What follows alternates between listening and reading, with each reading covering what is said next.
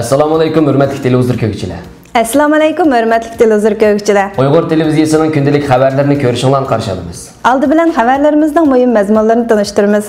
Xitoy amaldorining Dunyo Uyg'ur qurultiyi haqida so'zlaganlari diqqat qo'zg'adi.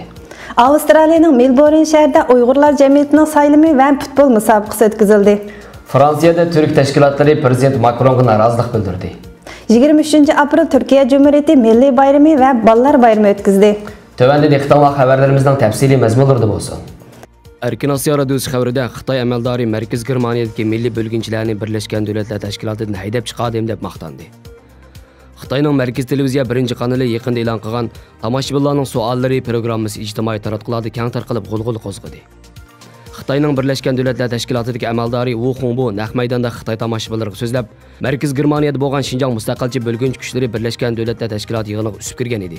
Ularni yig'in zalidilla emas Birləşmiş Dövlətlər Təşkilatıning doirasidan haydab chiqardim degan. İctimai taratqulardagi bu xususda elib berilgan munozirlar Xitoy yolg'iz dunyoni emas, o'zining xalqini aldaydi degan jumlaga markazlashgan bo'lsa-mu, bir qism Uyg'urlar orasida bundaq bir voqeaning haqiqatan sodir bo'lgan bo'lmaganligi talash tortishlik bir masala bo'lib qolgan. Xitoy amaldori Wu Hongbo yuqorqi programmada ko'z tutgan Mərkəz Germaniyadagi mustaqilchi bölgünçü kuchlar aslida Dunyo Uyg'ur qurultiyi. Birləşmiş Dövlətlər Təşkilatının yığınıga üsüb kirgan və haydab çıxırılğan şəxs Dolqun Aysa olub, 2018-ci il 4-cü ayının 16-cı günü Birləşmiş Dövlətlər Təşkilatının New Yorkdakı mərkəzində çağırılğan az sonluqlar munbir yığınında həqiqətən muşundaq bir vaqe yüz bergan. Dunyo Uyg'ur qurultiyining raisi Dolqun Aysaning bildirishicha, Xitoy hokimiyati Birləşmiş Dövlətlər Təşkilatının bexatarlik kuchlarga Dolqun Aysa xalqaro soqchida tutish buyruq chiqarilgan terrorist degan yolg'on ma'lumotni berib, uni bir qatim yig'in zalidan chiqarib o'tgan bo'lsa-mu, o'ylamagan yerdan bu masalaga Amerika, Yevropa ittifoqi, Birləşmiş Dövlətlər Təşkilatının jiddiy aralashishini keltirib chiqargan va oxirgi natijada Xitoy taraf mag'lub bo'lgan. Ma'lum bo'lishicha, shu qatimqi voqea yuz berib oradan uzun o'tmayla Birləşmiş Dövlətlər Təşkilatida Xitoy ko'z tutgan bölgünçü təşkilat va uning raisiga munosabatlik bir maydon kaskin jang bo'lib o'tdi. 2018-ci il 21 aprel Birləşmiş Dövlətlər Təşkilatida Xitoy taraf bilan Amerika, Germaniya, Yevropa ittifoqi orasida jiddiy talash tortish yuz berib, Xitoy hokimiyati Mərkəz Germaniyada bo'lgan xatar ostidagi xalqlar tashkilotining Birləşmiş Dövlətlər Təşkilatidagi kuzatuvchilik salohiyatini bekor qilish haqida Birləşmiş Dövlətlər Təşkilatıga arz sungan edi. Bu talash tortishga Dunyo Uyg'ur qurultiyi va uning raisi Dolqun Aysa apandining so'rab akirib, oxirida yanada Dunyo Uyg'ur qurultiyi g'alaba qozongan edi. Xitoy amaldori Wu Hongbo yuqorqi programmada voqeaning natijasini, o'zlarining mag'lubiyatini tilga olmay o'z xalqini aldaydi. Bu xil aldamchilikning Xitoy hokimiyatiga nisbatan umumlashgan bir hodisa ekanligini ilgari surgan Dunyo Uyg'ur qurultiyining muavin raisi Farhod Muhammadi Xitoyning Birləşmiş Dövlətlər Təşkilatı yig'inlarida qancha qitimlab Dunyo Uyg'ur qurultiyining tarafidan rasvo qilinganligini tilga oldi.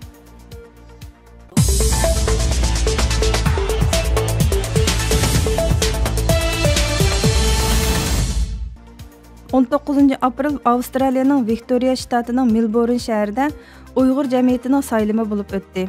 Mazkur saylamga Melbourndagi ko'p sonliq Uyg'urlar qatnashgan bo'lib, saylam natijasida Olimjon Osman apandi Viktoriya Uyg'ur jamiyatining raisligiga saylangan.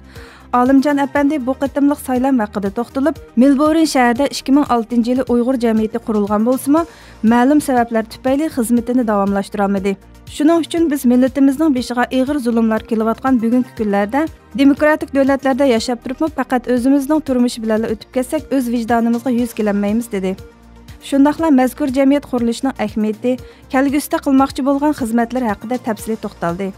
Arqadanlar 20 apreldan 22 aprelgacha Avstraliya Uyg'ur yoshlarining 13-navbatlik Sharqiy Turkiston Lonqisi futbol musobaqasi o'tkazilib, Sydney, Melbourne, Adelaide va Brisbane shahridan 4 komanda qatnashib, 3 kun davom qildi. Oxirida Adelaide komandasi chempion, Melbourne komandasi 2-likka, Brisbane komandasi 3-likka, Sydney komandasi 4-likka erishdi. Avstraliyaning Melbourne shahrida o'tkazilgan mazkur futbol musobaqa Avstraliyadagi Uyg'urlarning izchilligi bilan 13 yil davom qilgan ekan.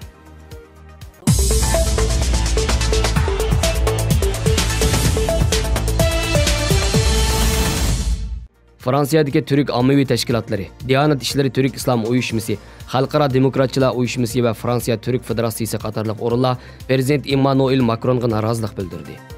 24 aprel kunini atalmış Ermeni qirg'inchiligini xotirlash kuni deb e'lon qilishni mazmun qiladigan qarornomani tasdiqlashiga qattiq norozilik bildirdi.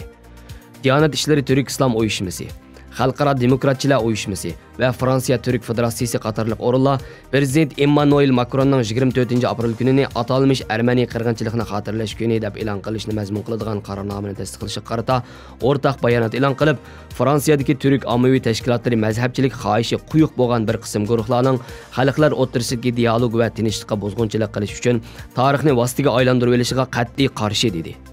Fransiyada 50 yildan buyon yashab kelayotgan turklarning Fransiyaning madaniy, ijtimoiy, iqtisodiy va siyosiy hayotiga to'p qo'shib kelayotganligini eskartilgan bayonotda Fransiyadagi turk ommaviy tashkilotlari atalmış 1915-yil voqealarining irqiy qirg'inchilik deb atalishini muvofiq ko'rmaydi degan.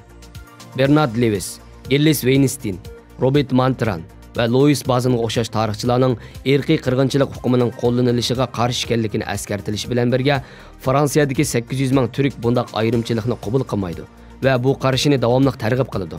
Fransiya asos qonun mahkamasi 2 yil ilgari 1915-yil voqealar to'g'riliq Armaniyalar o'tirib qo'ygan qarashlarni o'z ichiga oladigan tariqada ba'zi jinoyatlarni rad qilishning jinoyat hisoblanganligiga munosabatli qonunga aloqador hukmni bekor qilgan.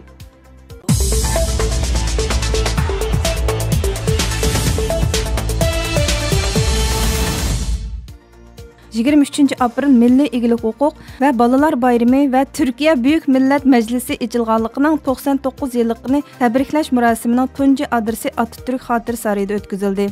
Shu kuni Cumhuriyet Reisi Recep Tayyip Erdoğan Ma'rif İşleri Ministri Ziya Selçuk va uning hamrohligidagi o'smirlardan tashkil topgan hay'atni qabul qildi. Arqadan Cumhur Reislik Sarayı, Yığın ve Medeniyet Merkezinde Türkiye Büyük Millet Meclisi Başlığı Mustafa Şentop, Türkiye Büyük Millet Meclisi kurulganlığının 99 yıllığı ve 23 aprel Milliy Egilik Huquq ve Balalar Bayrami münasebeti bilen bayanat e'lon qilib, Türkiye faqat o'xshamagan alayliklar to'qinishining bahonasi emas, aksicha moddiy va ma'naviy boylik manbasi deb qaragandila, ondan taraqqiyotning eng yuksak saviyasiga yetalaydi. Bu nishonga yetish uchun aldı bilan o'smirlar va yoshlarni moddiy va ma'naviy qimmat o'lchamlari bilan qurollantirishga to'g'ri keladi dedi. 1920-yili 23 aprel Türkiye Büyük Millet Meclisining ochilishi tabriklanadigan milliy bayram edi. 1921-yili Türkiye Büyük Millet Meclisi qaror ma'qullab, parlament ochilgan kunni milliy bayram deb e'lon qildi. Shuning bilan 23 aprel Türkiyening tunji bayrami bo'ldi. 1923-yildan boshlab Milliy hokimiyat bayrami sifatida tabriklanishga başlandı. Balalar bayrami bo'lsa, rasmiy bayram chambarkining sirtida rivojlangan edi.